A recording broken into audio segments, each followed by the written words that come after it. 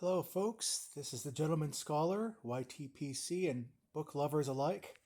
Um, just trying to get back in the game here. Um, a lot has happened since my, not yesterday's video, but the one before that. And I promise I'll get to that eventually. I would like to get back to smoking pipes and everything like that and having a conversation. Just need to get back in the right mindset. And the great way to do that is by basically showing you book hauls and book reports. I used to do this on another channel called The Scholar Gentleman, but it just wasn't serving me at the time. It was more work than it was worth, so I'm just going to kind of fold the two into one. So yesterday I go to drop off by some stuff at the house at Savers, and I made the mistake of going to look at the books. So of course we ended up doing a book haul. Um,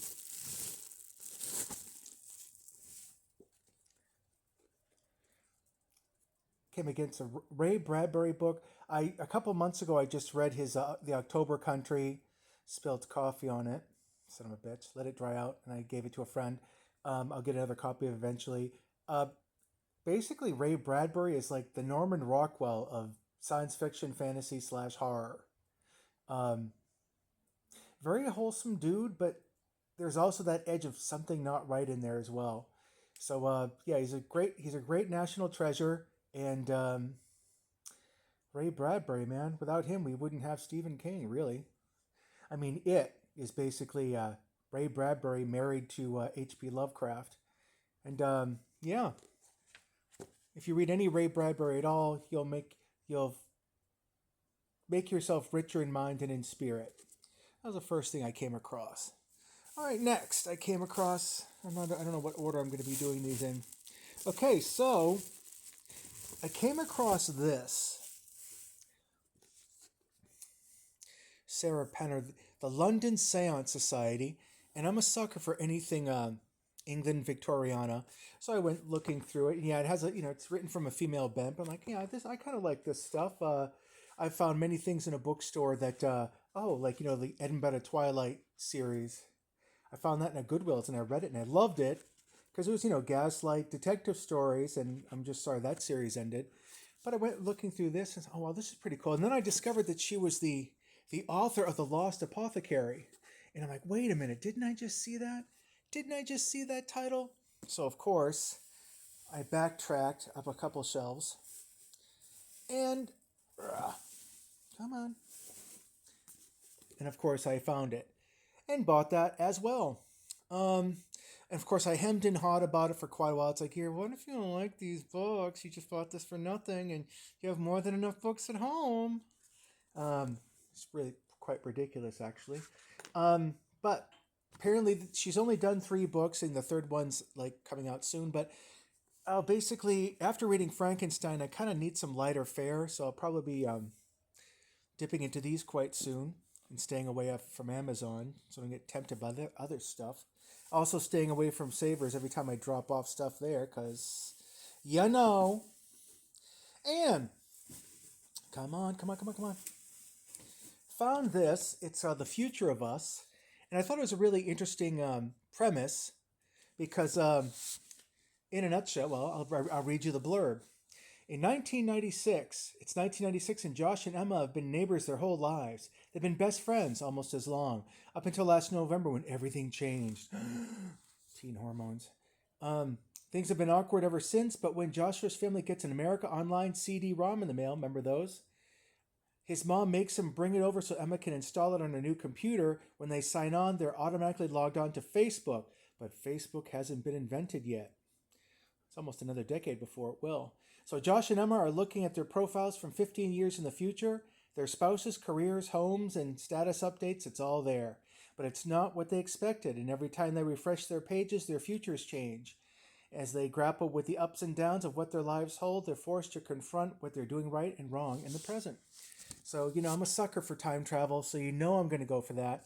And this is the same author as 13 Reasons Why. Apparently there was a Netflix series called 13 Reasons Why.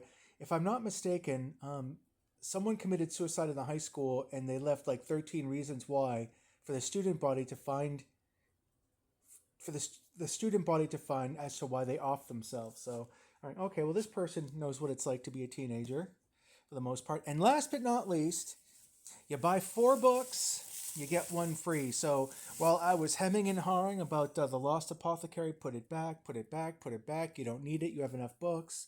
And I just couldn't do it. So you buy 4 books, you get one free. So I got the Hutton Getty Picture Collection, the 1960s.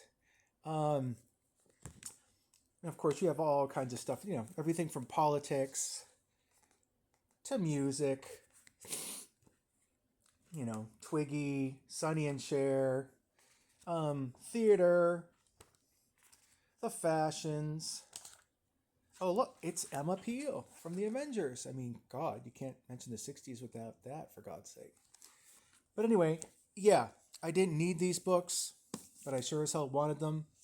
So I'm going to make pretty damn sure that I read them. I'm probably going to read The Future of Us pretty soon.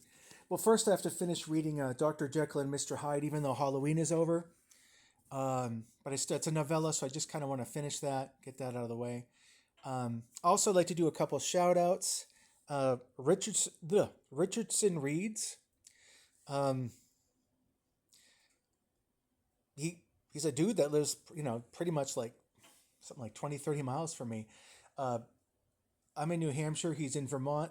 I want to say he's right around White River Junction, thereabouts. So he's pretty much my neighbor, and it's always fun to hear him talk about his books. He's got a little grotto there he reads everything, man, with a heavy emphasis on science fiction, and he's a pipe smoker. But he's more of a booktuber than a pipe smoker, so I thought that was a good overlap. I thank Old Man Things for pointing him out. Who else? Of course, I can't remember their names right now, but not pipe related or book related, but there's I'll put them in the bucket when I'm editing. Mick and somebody, they have a farm in Yorkshire. He used to be an undertaker before he retired, and now he's got no time. Because after you retire, you suddenly have no time to even work because you're visiting grandkids, you're fixing up the house, etc., so on.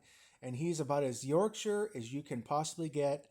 No offense to Pipe Trucker Bob or to Piper X1X, but this guy's heavy Yorkshire, so you're in pretty good company.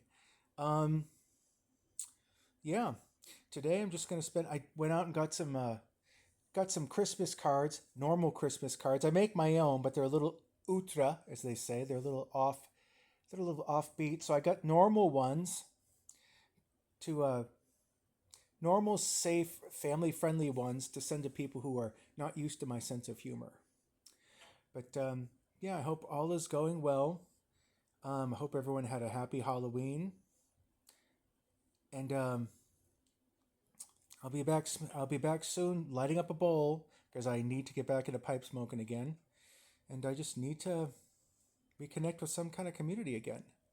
So, all the best, and we'll speak to you soon.